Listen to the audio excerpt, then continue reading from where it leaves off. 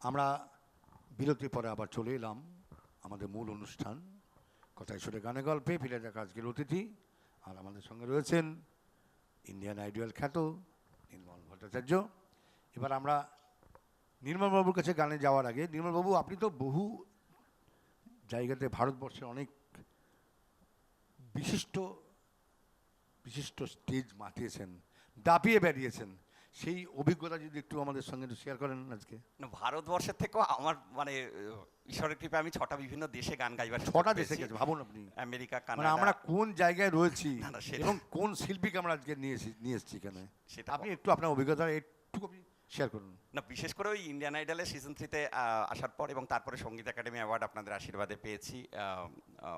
আমার ইউটিউবে কিছু কয়েকটা গানের মিলিয়ন ভিউজ আছে। নিজের দুটি অ্যালবাম আছে, যার মধ্যে রাগা মিউজিক প্রকাশিত এবং মিউজিক 2000 প্রকাশিত, যেগুলো আমার বিশেষত নিজের গানও কিছু হিট আছে আর কি। তো সে এই খুবই মানে আমরা চিরকাল এই গানকে ভালোবেসে, যেমন মানবদা সব থেকে বড় কথা, আমরা গানকে ভালোবেসে যা পারবো আমরা চেষ্টা করে যাব, মানে সারা জীবন গানকে আঁকড়ে ধরে এগিয়ে যাবো। দেখুন, আমি কগনিজেন্টের senior manager, computer engineer, IT professional, ঠিক আছে? তো কিন্তু গানকে ছেড়ে আমি বাঁচতে পারবো না, সেই হচ্ছে পরিষ্কার কথা। তো সেইভাবেই এগিয়ে যাই আর কি। আমরা আপনার পাশে আছি, হাই নিউজ আপনার পাশে রয়েছে। হ্যাঁ, এবং মানবদার কণ্ঠে বিশাত মান্নাদের, মানে আমাদের শ্রদ্ধেয় শিল্পী মান্নাদের গান আমার খুব ভালো লাগে। ওই জন্য আমি একটা মান্নাদের গান সিলেক্ট করলাম, যাতে উনি শুদ্ধ গলা মেলান আমার সঙ্গে। আমার খুব প্রিয়, আমি কিন্তু এখন গান শোনাচ্ছি বিভিন্ন আপনাদের মতো নামি দামি শিল্পীদের নিয়ে গান শোনাচ্ছি। এই মুহূর্তে আমি গান করছি না, আপনার কাছে শুনবো আমরা গানগুলো। আপনি একটু বলুন যে আপনার মতো জায়গাতে পৌঁছাতে গেলে যারা উদীয়মান শিল্পী, যারা গান শিখছেন, যারা সঙ্গীত চর্চা করছেন, যারা মানে এখনো পর্যন্ত এসব বিভিন্ন স্টেজে এখনো তারা উঠতে পারেনি, তারা কিভাবে এই আপনার মতো জায়গাতে কমসে কম পৌঁছানোর চেষ্টা করতে পারে? না, আমি ব্যক্তিগতভাবে একটা খুব মনে করি যে দেখুন, চর্চা করলেই কিন্তু পৌঁছানো যায় বলে আমি মনে করি না। মানে একদম হাই লেভেলে পৌঁছানো যায় বলে মনে করি না। এটা সরস্বতী মায়ের আশীর্বাদ। আমি সত্যি কথা বলতে, কণ্ঠস্বর দেখুন, চেষ্টা করলেই যে কেউ লতা মঙ্গেশকর হতে পারে না, যত চর্চাই করুক, যত চর্চা করুক, সেটা হচ্ছে ব্যাপার। এটা ঘটনা কিন্তু, যেটা মানার সেটা মানতে হবে গান। হ্যাঁ, তো কণ্ঠে সরস্বতী, মানে কণ্ঠে সরস্বতী তো প্রথম কথা থাকতেই হবে যদি সেই লেভেলে পৌঁছতে যায়। যখন চর্চা করে অবশ্যই একটা লেভেল পৌঁছানো যায়, কিন্তু সরস্বতী মা সবার আগে, সেটাই আমি বলবো। খুব সুন্দর কথা বলেছেন।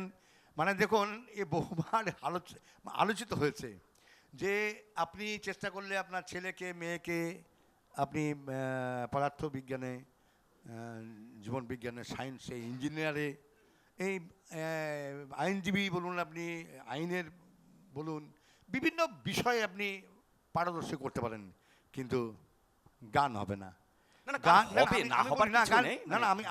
আমি এটা কথা বলছি, গান আমি যদি মনে করি আমি গান গাইবো, আমি লতাজিকে কাছে না হলেও তার পাশাপাশি থাকতে পারবো। মান্না দে যে সমস্ত গানগুলো দিয়ে গেছে আমাদেরকে, আমরা কখনো বলবো না কিশোরজি, তুলনা হয় না। মোহাম্মদ রফি, ওরে বাপরে, মানবেন্দ্র মুখার্জি, হেমন্ত, কার কথা বলি, পিন্টু ভট্টাচার্য, তরুণ বন্দ্যোপাধ্যায়, কার কথা আমি বলবো এখানে, আর কাকে ছাড়বো কাকে ধরবো? আপনার আরতি, তারপর আমাদের হৈমন্তীদি সঙ্গে আমার পরিচয় রয়েছে, আমাদের এই অনুষ্ঠানে হৈমন্তীদি এসছেন। তো আমরা কাকে ছেড়ে কাকে ধরবো? মানে আমি বলতে চাইছি যে গান সবার দ্বারা কিন্তু হয় না, লেখাপড়া সকলের দ্বারা কিন্তু হয় চেষ্টা করলে। কিন্তু গান যদি মনে করি আমি গাইবো, আমি গায়ক হবো, আমি শিল্পী হবো, আমি বললে কিন্তু হয়ে যাব না, যদি না আমার কণ্ঠে সরস্বতী থাকে। যাই হোক, বিতর্ক বাড়াবো না, পরবর্তী গানে আমরা যাব। এবার নির্মলবাবুর কাছে কি শুনবো আমরা গান? না, আমি ওই জন্য ওনার জন্যই মান্নাদের বিশেষত প্রেমের একটা গান, এরই নাম প্রেম, ঠিক আছে? মান্নাদে মানেই হচ্ছে, মান্নাদের সব থেকে হিট গান হচ্ছে প্রেমের গান, এবং সেই জন্য প্রেম নিয়েই হোক।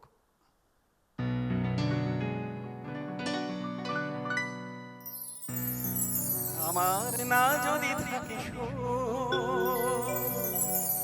তোমার আছে, তুমি তা দেবে, তোমার বন্ধ হারা ফুল